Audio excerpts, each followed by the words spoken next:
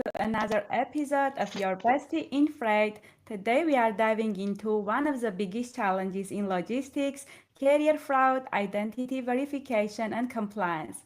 If you are a freight broker or shipper, you know how crucial it is to work with legit, reliable carriers. But with fraud on the rise, how do you actually stay protected? That's where today's guest Danielle comes in.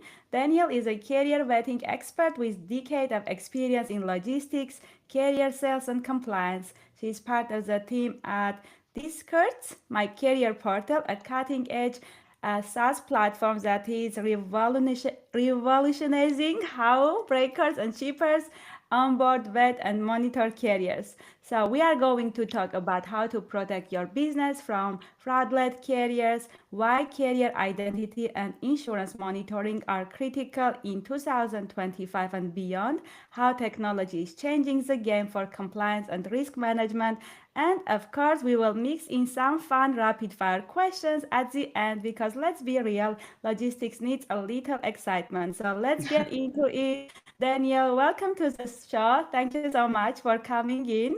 Yes, thank you for having me. So, how is your day today? How is it going? Going good so far. Got, like I was saying earlier, I got kids after school, and so I got ready, and then my day's starting. So it's fun being a Yeah, mom and working full time from home and all that stuff.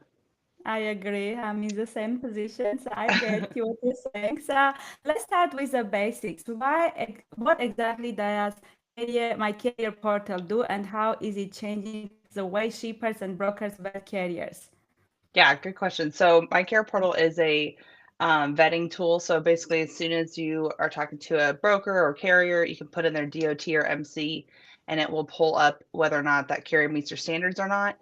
It's checking multiple different categories, whether it's, if you have a certain amount of time that you require a broker or carrier to be in business, you can specify that, how much insurance they need, stuff like that. And then once you're ready to go, and yes, this carrier looks good, we'll set them up, we'll put them on our load, sending that online contract and having that security as well when having the contract be sent, because they have to log in with that two-factor authentication, kind of like you do with your bank.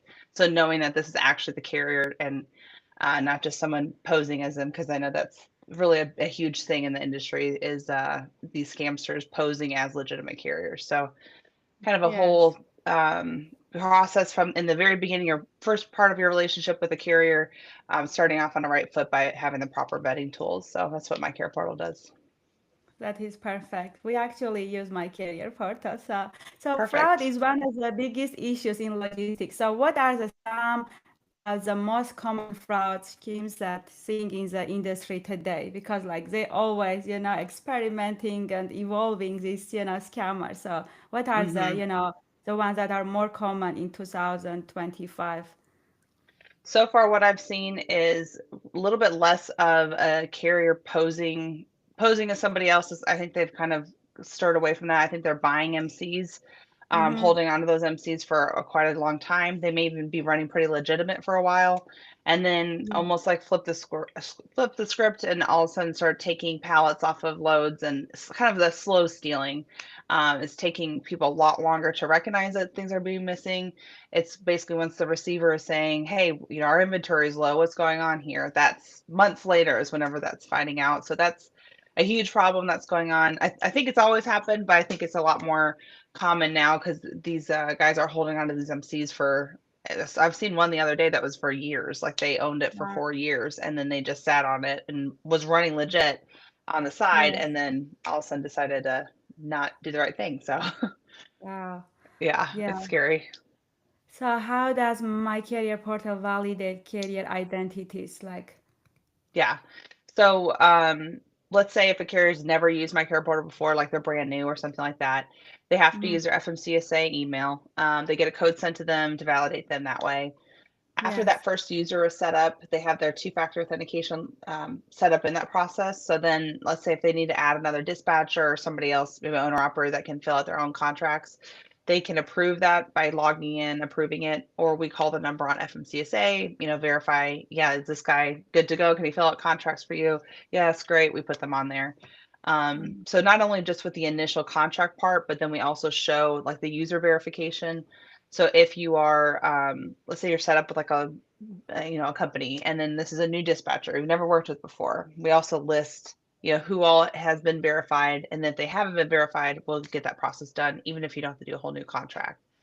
Okay. Because really knowing who you're working with day in, day out, even just sending read sheets, not just initial contracts, is big.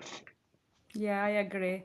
So, what about the insurance fraud? I know that it is a big concern lately. Can we talk about Hmm. this and how, your platform monitors carrier insurance in real time and helps brokers, shippers stay compliant? Yeah. One of the big things that we saw in 2024, and luckily we've always done this to prevent this on our side, but we've seen it, like I've heard it from customers, is a if you don't have a platform that's vetting the actual insurance companies and getting the certificate from the agents, you'll reach out to, like, a carrier would reach out to like a customer or broker or shipper, being like, hey, this is my insurance info. You'll look them up online, they have a legitimate website, you call their 1-800 number, it's legit, like everything seems legit, other than knowing that they do not actually have a business license or an insurance, license. That would be the only way that you don't know that's not a legitimate company. So luckily MyCarePort has always done that. It's been part of our process. And so a couple things that we do with the insurance is, whenever we receive or whenever we request a certificate, they have to be somebody that's already in our network. If they're not, we verify them, just like somebody would filling out a packet. Whenever we receive a certificate as well, we're checking for if that email's been spoofed, because we have ran into that before a while back, but we've ran into it before where somebody, like a carrier, is pretending to be that insurance company, spoofing their email and trying to send us that. So we have spoofing, technology in there to check that, and then verifying, is that email coming from, like, we've gotten multiple emails from a agency, is it the same exact email that's sending it? Because if it's not, that's off. And then lastly, this year we're really pushing having APIs directly with insurance companies, so we can really get like a live feedback instead of waiting on an agent to actually create it, just having systems automatically push things through. So Wow. that we're working on that right now. It's really the insurance companies trying to get them up to speed on it, but we're having to help them get that done. So Oh, that would once be that goes amazing. through, I know, especially the big guys, big insurance Yeah. companies that most people use, it will definitely help Yeah. everybody. So, Yeah, and it will expedite, the process hmm, because sometimes it takes forever, to call the yes, person and verify, right? Or you have to email sometimes. So it will be really great. That's a good addition for yeah, 2025. So what about the new freight brokers? I have seen from my experience that the most, got affected the new freight brokers because they don't know how to properly vet carriers and they are the ones who get double brokered yeah. mostly or or the load gets stolen. So, what is one advice you would tell about the new freight brokers that are trying to vet secure carriers? Being a new broker is really difficult because most carriers are even on the defense too, because you don't have a credit score, you don't have a rating. They're like, are you actually going to pay me? Are you legitimate? Because carriers are just as scared of, and they're getting screwed over just as much as brokers are.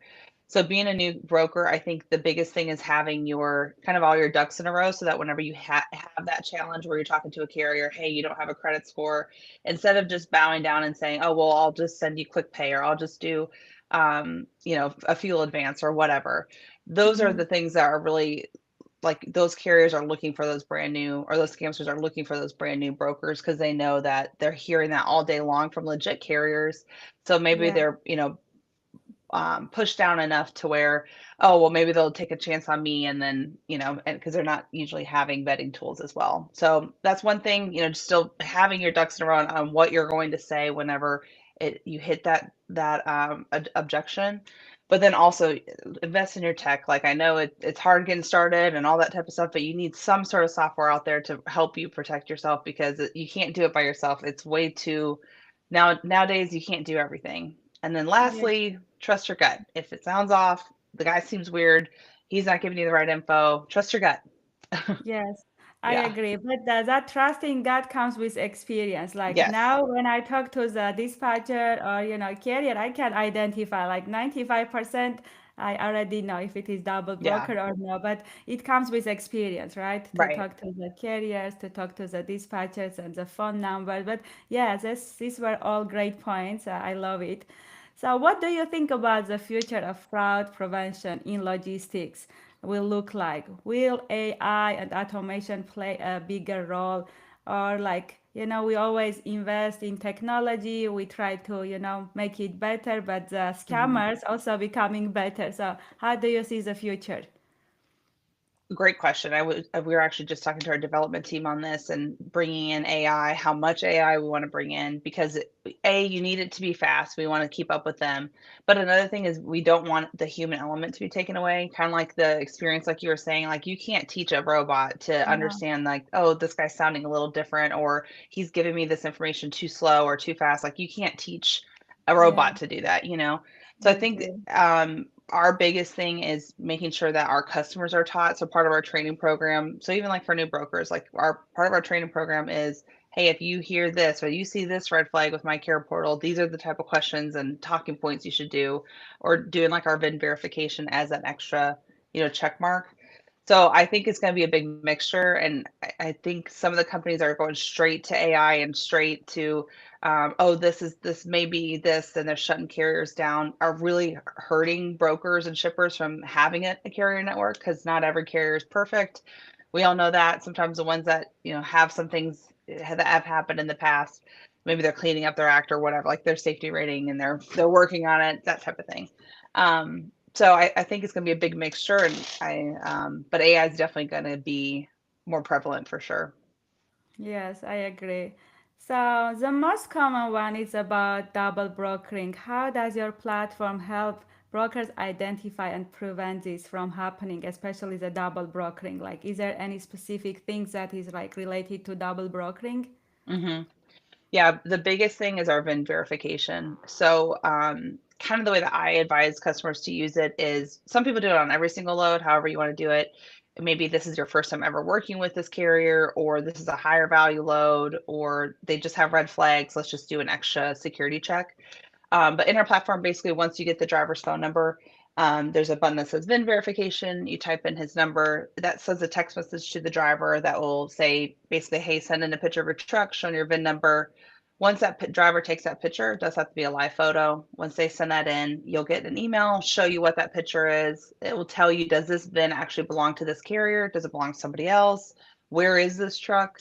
Because you'll see too on some of these things, you'll talk to the dispatcher and you're like, oh, yeah, my guy's empty in Chicago. And then, you send the text out, great, that truck belongs to you. But then you look at the location and they're in Atlanta, Georgia. Well, clearly this is not my truck. So I think having all three of those elements, A, is this guy standing really with his truck? Does this truck belong to him? And then where is he? So that is really our best tool that we found for really preventing double brokering. And even day in, day out, if you're working with like an owner operator, you still have to have a lease agreement to tie that truck to your contract in case you do have some sort of, you know, load shift and a claim and stuff like that. So kind of everyday awareness of who you're working with is important. So Yes, I agree. So, Daniel, you have been in logistics for 10 years. What is the craziest thing you have seen happen in this industry? Or what is the craziest story?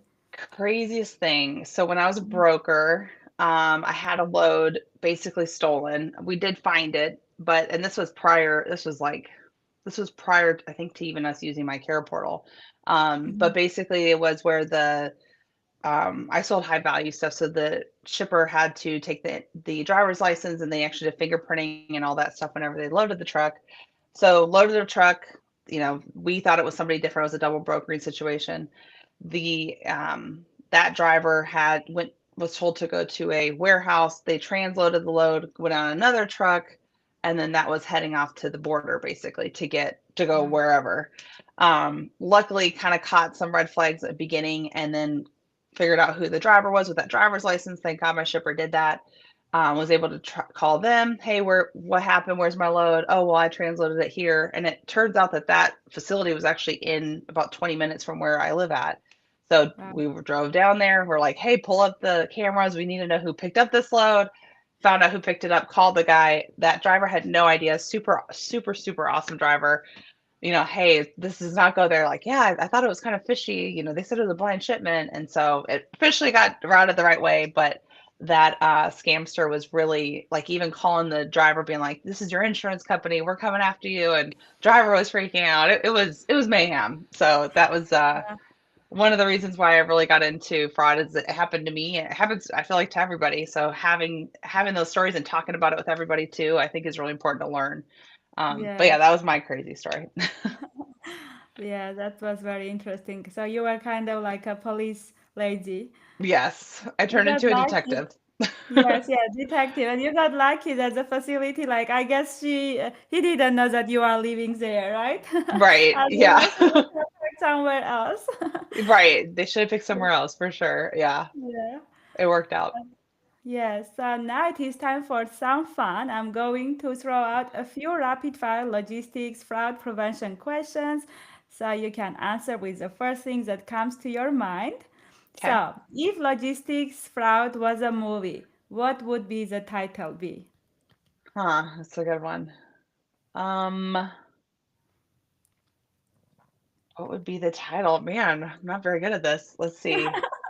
I know I choose maybe hard question. Oh, you can just name some horror movie if you are into horror We'll do movies. like the detectives logistics or something like that because Yes, you have to turn into a detective. So, exactly, yeah. exactly. Your story, right? Yeah. So, if my career portal was a superhero, what would its superpower be? Hmm. Um, I would say instead of invisibility, it'd be transparency. So Yeah, showing exactly what's, going on with the carrier, the whole picture of them. yes, I agree. So, if you had to explain logistics fraud to 5-year-old, how would you do it? I actually have to do that with my kids, so that's a good one. So because they're like, "What do you do exactly?" Basically, I'm like, "Well, you'll move a shipment from A to B. Let's say your mail is going from Georgia to Texas, and then somebody tries to steal it, and you have to prevent that ahead of time." And my youngest son was like, "Why are people trying to steal it?" I'm like, "Well, they make a lot of money." And he's like, "Well, don't you guys make a lot of money?" I'm like, "Yeah, they can do it the right way and still make money." And yeah, Yes. younger guys don't understand it really, but that's my way of explaining it. Yeah, that's amazing. So, Daniel, this has been such an amazing conversation. And, fraud is such a huge challenge in logistics, and your insights you shared are going to definitely help many brokers and shippers to Yeah. stay protected. So, for everyone listening who wants to learn about my career portal, you can connect through LinkedIn. Hmm. Yes, Daniel? Yep. Okay, and as always, if you enjoyed this episode, don't forget to hit that follow button so you never miss on another episode. Your bestie in freight. Also, check out my latest YouTube videos. I will share it down below. And thank you for tuning in and see you in the next time. Thank you so Thank much, you. Daniel, and I hope to stay connected. Yes, definitely. Nice to meet you. Bye. Mhm. We did it, dear. It was Yay. so That was good. fun. Yeah, that was very fun and very informative. You were talking so fast.